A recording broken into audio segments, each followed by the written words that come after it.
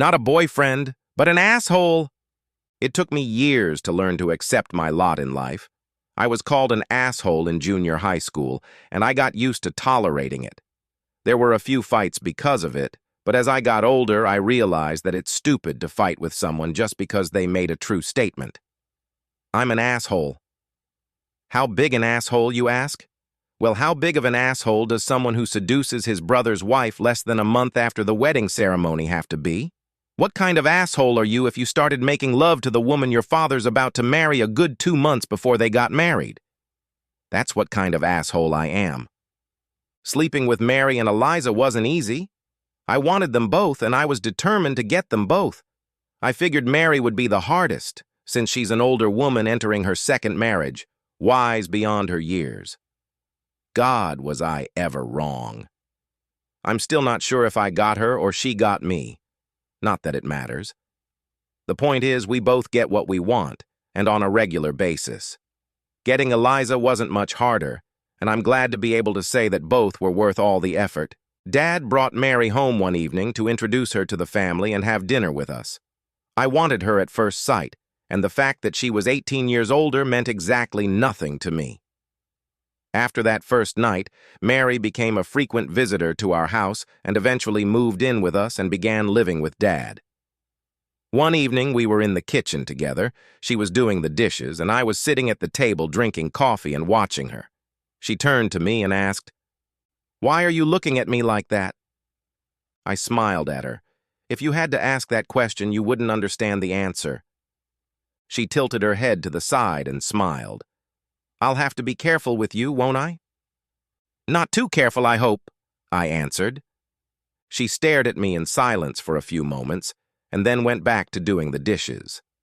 At that moment, the relationship between us changed. It was 2 days before I saw Mary again, and during the course of the evening, I noticed her looking in my direction several times. We both knew what I wanted, and the looks she threw at me seemed to say, "Thank you for your interest. I'm flattered, but forget it."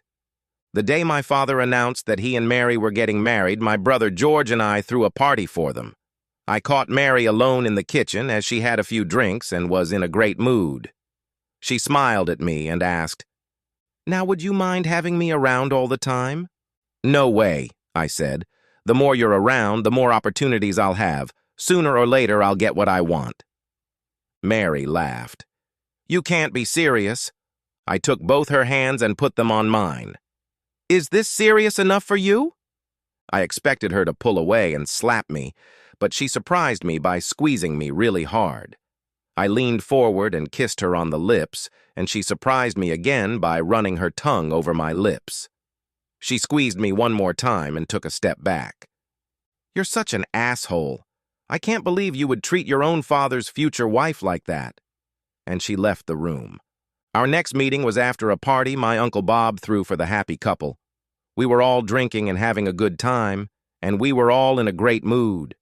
Near the end of the party, my father came up to me and asked if I could see to it that Mary got home, as he had something he needed to do. On the way, I turned off at a place called Lover's Lane. Mary asked me why I was stopping there, and I replied, "It's a place where people go to kiss." I pulled her to me and kissed her, and she responded. We kissed like teenagers for about 5 minutes, and then we kissed again and again. "Let's get in the back seat," I said, but Mary shook her head negatively. That's all you're going to get from me, and for the life of me, I can't understand why I'm even giving you so much." We drove the rest of the way home in silence. When I pulled into the driveway and turned off the engine, Mary reached for the handle of her door. "Aren't you at least going to kiss me goodnight?" She hesitated, then leaned toward me, offering me her lips. My lips touched hers, and as before, she slid her tongue inside me. I responded, and we went at it again like teenagers. After a few minutes of fierce embrace, I pulled free. "You know," I said, "that I'm not letting you out of the car until I get mine." She headed for the door, but I grabbed her. "You're not strong enough to get away from me, and the more you resist, the more noise it will cause. Sooner or later, someone will come out to see what all the fuss is about, and when they do, you'll have to explain where the stains on your dress came from. No matter what you say, it'll be your word against mine, and those stains will be hard evidence." She stopped resisting. "Okay," she said, "let's get this over with," and leaned her back against the door. "No," I said. "I'm not going to let you be a log. I want some of that passion you showed when we kissed." And I pulled her to me. It took longer this time. A lot longer, but eventually her tongue half penetrated my mouth. She pulled her mouth away from mine. "We can't do this," she said. "It's just not right." "Of course we can," I said, and we did. Once in the back seat of the car and twice in her bed when we got home. There could have been a third time, but we were both afraid Daddy would be home soon. For the next week, Mary and I made love like rabbits whenever we found ourselves alone. Then one night I came home and found her washing vegetables in the kitchen sink. Only my brother was home, and he was upstairs taking a shower. I walked up behind her and pinned her against the sink. She resisted at first, but I pressed her down pretty firmly. "Why are you doing this to me?" she said. "Because I can." I made love to her for a few minutes, and during that time she experienced at least one pleasure. We were so engrossed in our occupation that we didn't hear the shower turn off. It wasn't until I noticed movement out of the corner of my eye and looked in its direction that I realized my brother was standing in the doorway watching me. I was almost ready to finish, so I gestured for him to come closer. He immediately realized what I meant and moved toward us silently, like a sneaking cat. When I finished, George stepped forward and took my place. The change happened so quickly that Mary didn't even have time to notice it. In fact, the first time she realized the fact that it wasn't me making love to her was when she saw me standing off to the side and using Daddy's video camera. She barely had time to squeeze out a "you're an asshole" before she experienced another single pleasure. "You know you love it," I said and continued filming. "Besides, every family album should have pictures showing what a loving family this is." Half an hour later, George asked me when Dad was due home. "His flight is at 3, I said. "Great," George said. "That means she'll be with us all night." I laughed. "Yeah, bro, she'll be with us all night." From that night on, when Dad was out of town, either George or I, and often both of us, spent the night in Mary's bed. She always resisted at first, but then she always gave in. We even made love to her on her wedding day. 2 hours before the ceremony, we made threesome love to her. Ever since she and Dad returned from their wedding trip, not a week goes by that George and I don't get a taste of Mary.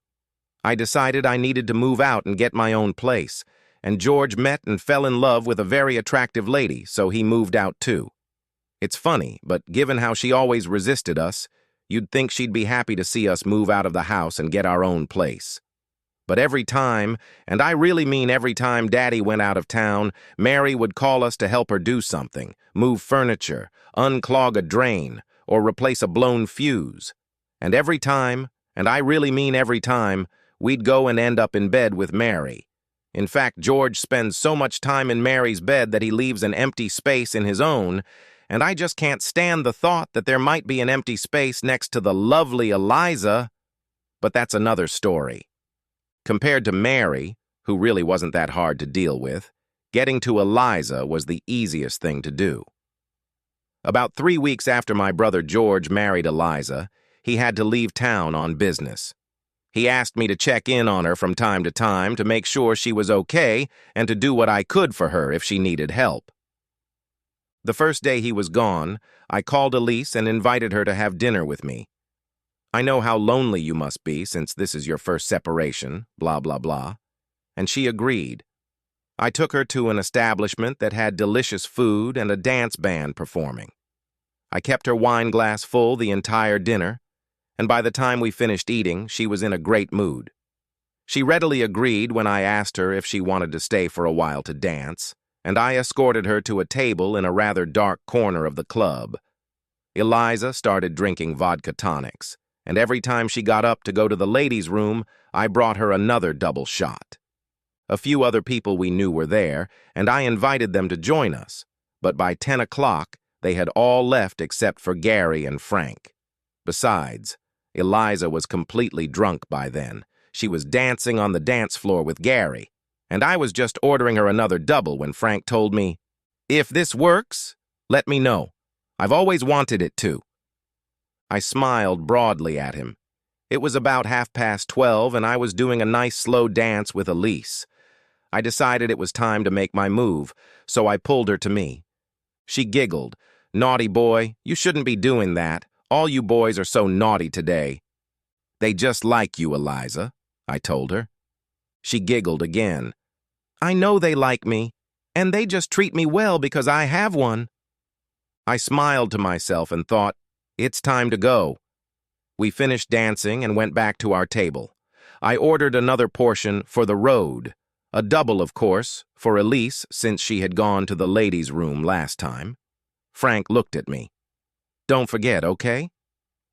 I had a particularly wicked thought. "Give me a number where I can reach you quickly."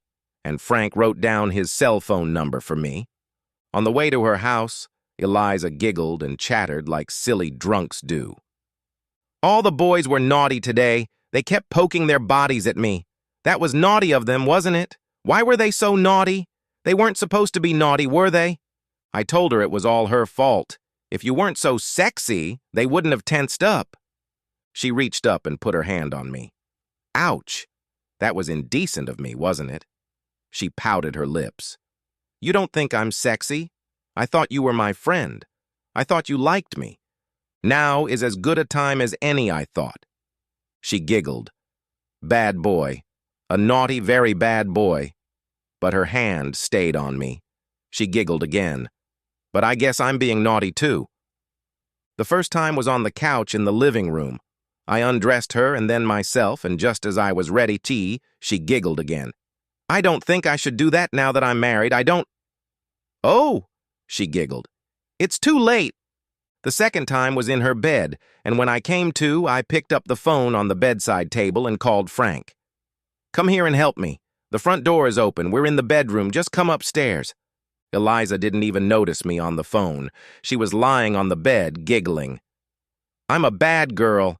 I was a very, very bad girl," and I said to myself, "Baby, you're not done yet." 20 minutes later, Frank walked into the room, followed by Gary. Frank said, "He had always wanted to try it too, so I took him along. I'm a bad girl. I'm behaving badly. Naughty, naughty me." I left the room and went in search of George's video camera. I found it and took one of his tapes. Only fair, right? His wife, his camera, his tape. There was some symmetry to it. For the next hour, I filmed Eliza, Frank, and Gary. If that tape ever came out, I didn't want to be seen. When Frank and Gary had exhausted themselves and left, I took the video camera and zoomed in on Elisa's face. She looked stunned and then smiled and sent an air kiss to the camera. I ran my gaze down the length of her body, flipped her over, and took a picture of her. Then I went home and fell asleep like a baby. The next day, I went to see Elise. She had a murderous look on her face as she came to the door. "You asshole! You lousy, rotten asshole!" "Wait," I said. "Is that any way to talk to the man who's going to make you a star? The man who's going to make you a household name?" She looked at me. "What are you talking about?" I walked past her into the living room, put the tape in the VCR, turned on the TV, and pressed play. And then we saw Eliza, Gary, and Frank fill the screen. Elise slumped heavily on the couch with a stunned expression on her face, and I joined her. We watched the tape in silence, and when I felt the moment was right, I stripped naked. She didn't pull me away, but instead asked, "What do you want?" "Simple," I replied. "I just want you to be mine anytime I want you. Mine and maybe a few of my friends." I was just sitting with her and she said, "Oh God, you're such a fucking asshole." I smiled. "Yes, I know. The end."